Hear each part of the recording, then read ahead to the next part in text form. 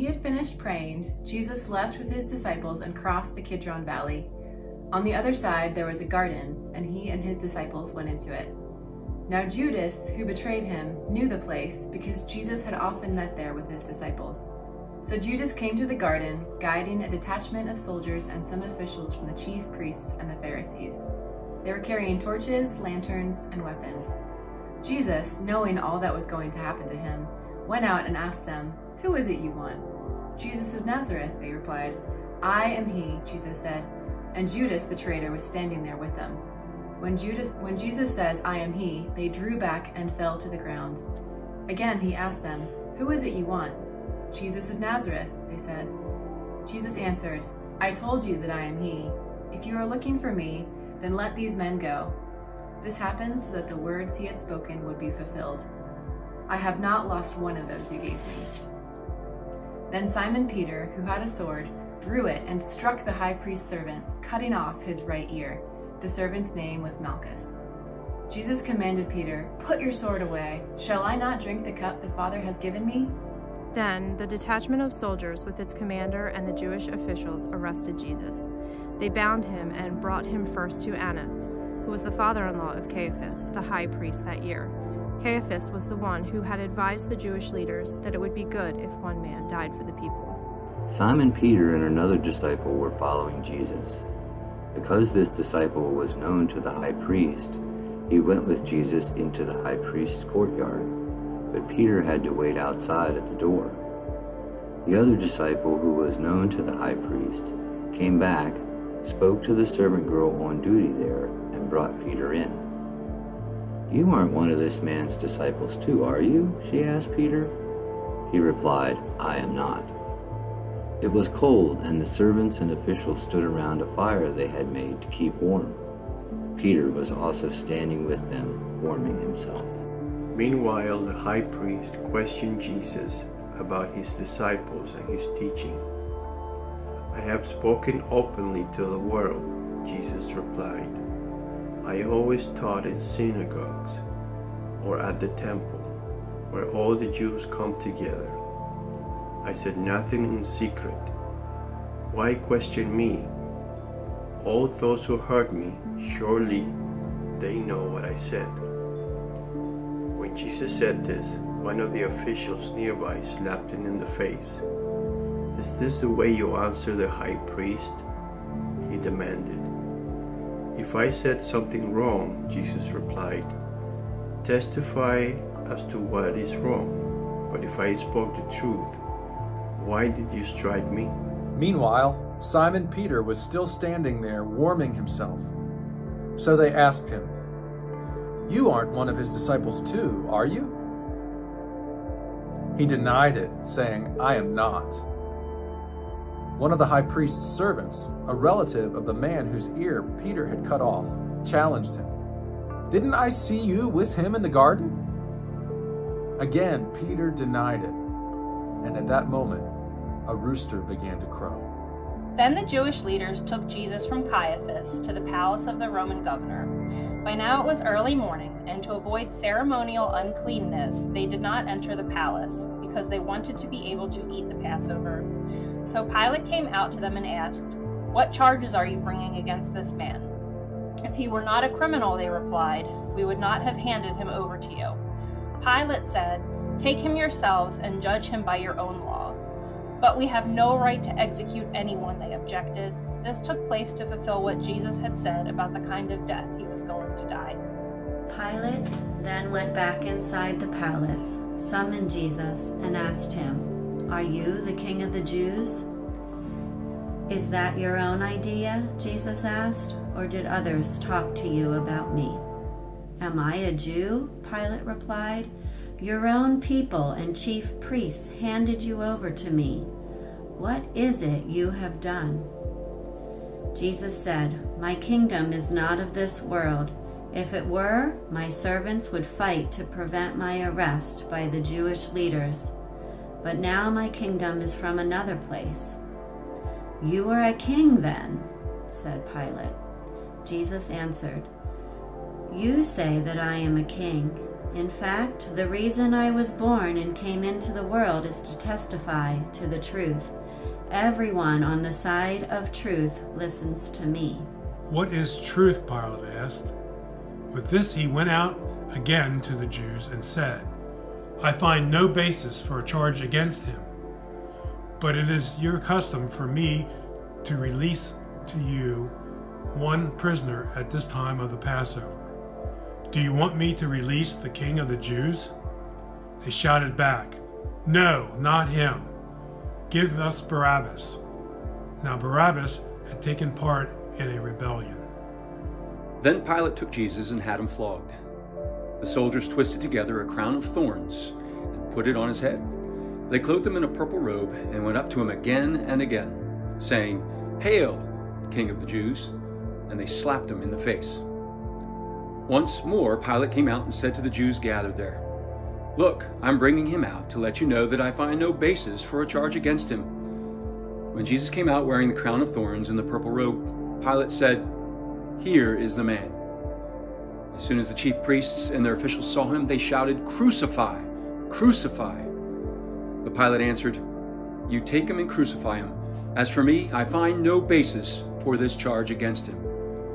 The Jewish leaders insisted, We have a law, and according to that law, he must die, because he proclaimed to be the Son of God. When Pilate heard this, he was even more afraid, and he went back inside the palace. Where do you come from? He asked Jesus. But Jesus gave no answer. Do you refuse to speak to me? Pilate said. Don't you realize I have the power to either free you or crucify you?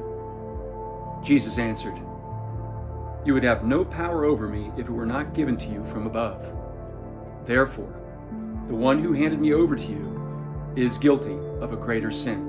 From then on, Pilate tried to set Jesus free, but the Jews kept shouting, If you let this man go, you are no friend of Caesar. Anyone who claims to be a king opposes Caesar. When Pilate heard this, he brought Jesus out and sat down on the judge's seat at a place known as the Stone Pavement, which in Aramaic is Gabbatha. It was this day of preparation of Passover week, about the 6th hour. Here is your king, Pilate said to the Jews. But they shouted, Take him away, crucify him. Shall I crucify your king? Pilate asked. We have no king but Caesar, the chief priests answered. Finally, Pilate handed him over to them to be crucified. So they took Jesus and led him away. And he, bearing his cross, went out to a place called the Place of a Skull, which is called in Hebrew Golgotha, where they crucified him and 2 others with him, one on either side, and Jesus in the center. Now Pilate wrote a title and put it on the cross, and the writing was, Jesus of Nazareth, the King of the Jews. Then many of the Jews read this title, for the place where Jesus was crucified was near the city, and it was written in Hebrew, Greek, and Latin. Then the chief priests of the Jews said to Pilate, Do not write the King of the Jews. But he said, I am the King of the Jews. Pilate answered, What I have written, I have written. When the soldiers crucified Jesus, they took his clothes, dividing them into 4 shares, one for each of them, with the undergarment remaining. This garment was seamless, woven in one piece from top to bottom. Let's not tear it, they said to one another. Let's decide by lot who will get it. This happened that the scripture might be fulfilled that said, They divided my clothes among them and cast lots for my garment. So this is what the soldiers did. Near the cross of Jesus stood his mother's sister, Mary, the wife of Clopas, and Mary Magdalene. When Jesus saw his mother there, and the disciple whom he loved standing nearby, he said to her, Woman, here is your son. And to the disciple, Here is your mother. From that time on, this disciple took her into his home. Knowing that everything had now been finished, and so that scripture would be fulfilled, Jesus said, I am thirsty. A jar of wine vinegar was there, so they soaked a sponge in it, put the sponge on a stalk of the hyssop plant, and lifted it to Jesus' lips. When he had received the drink, Jesus said, "It is finished." With that, he bowed his head and gave up his spirit. Now it was the day of preparation, and the next day was to be a special Sabbath. Because the Jewish leaders did not want the bodies left on the crosses during the Sabbath, they asked Pilate to have the legs broken and the bodies taken down. The soldiers therefore came and broke the legs of the first man who had been crucified with Jesus, and then those of the other. But when they came to Jesus, they found that he was already dead. They did not break his legs. Instead, one of the soldiers pierced Jesus' side with a spear, bringing a sudden flow of blood and water. The man who saw it has given testimony, and his testimony is true. He knows that he tells the truth, and he testifies so that you also may believe. These things happened so that the scripture would be fulfilled. Not one of his bones will be broken, and, as another scripture says, they will look on the one they have pierced. Later, Joseph of Arimathea asked Pilate for the body of Jesus. Now Joseph was a disciple of Jesus, but secretly, because he feared the Jews. With Pilate's permission, he came and took the body away. He was accompanied by Nicodemus, the man who had earlier visited Jesus at night. Nicodemus brought a mixture of myrrh and aloes, about 75 pounds.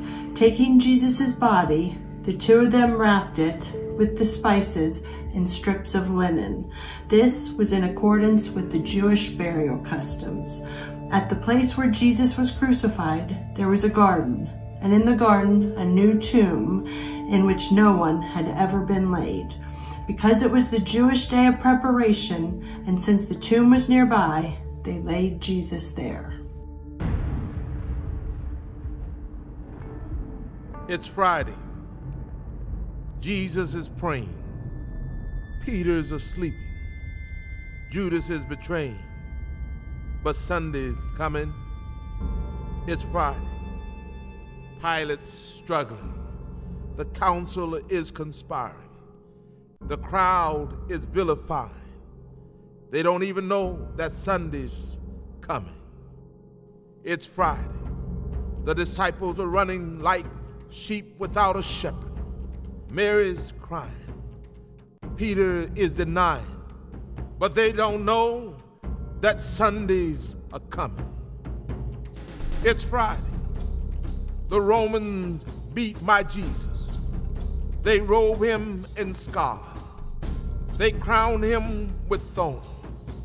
But they don't know that Sunday's coming. It's Friday. See Jesus walking to Calvary, his blood dripping, his body stumbling, and his spirit's burdened. But you see, it's only Friday. Sunday's coming. It's Friday. The world's winning. People are sinning, and evil's grinning. It's Friday.